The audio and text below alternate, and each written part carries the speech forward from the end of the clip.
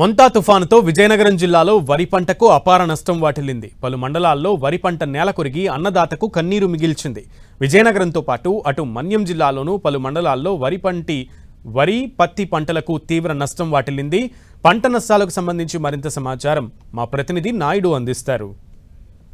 తుఫాన్ ప్రభావం ఇంకా విజయనగరం జిల్లానైతే వీడలేదు. ఇప్పటికీ కూడా భారీ వర్షాలు అయితే నమోదవుతున్నాయి.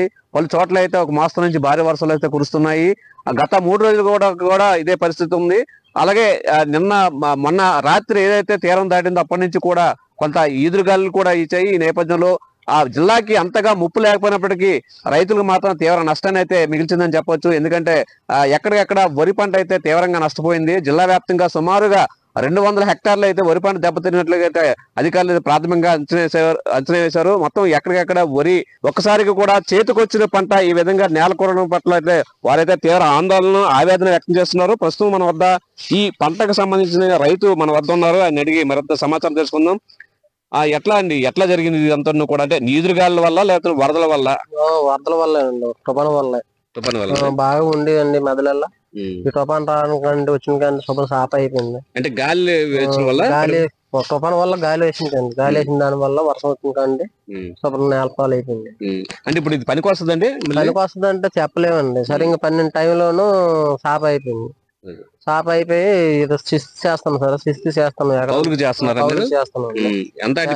ఎకరానికి ఎంత పెట్టి పెట్టారు? ఎకరానికి దగ్గర 30,000 దాటిపోయింది సార్. ఎన్ని ఎకరాలు చేస్తున్నారు? 3 ఎకరాలు చేస్తాను. 3 ఎకరాలు చేస్తాను. 3 ఎకరాలకి ఎకరానికి 25,000 చొప్పున కడతాను సార్.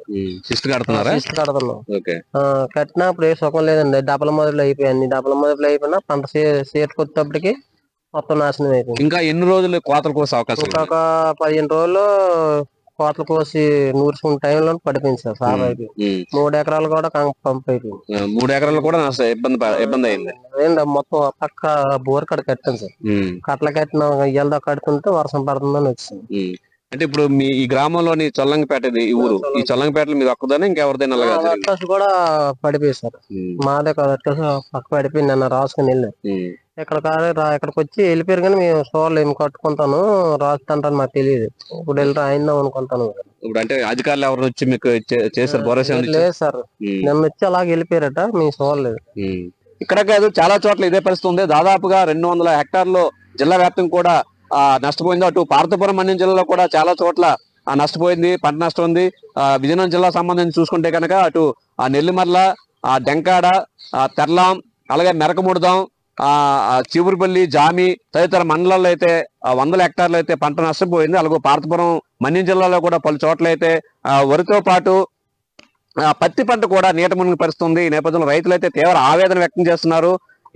ఈ తుఫాను ప్రభావంతో ప్రాణ నష్టం జరిగినప్పటికీ రైతుల పరంగా పంట నష్టం అయితే తీవ్రంగా ఉన్నంత రైతులైతే లబోదిబ్బమంటున్నారు. ప్రభుత్వమే తమను ఆదుకొని తమకి అవకాశం కల్పించాలని అయితే రైతులైతే కోరుతున్న పరిస్థితి. కెమెరామెన్ శ్రీనివాస్తో నాయుడు, 10 టీవీ, విజయనగరం జిల్లా నుంచి.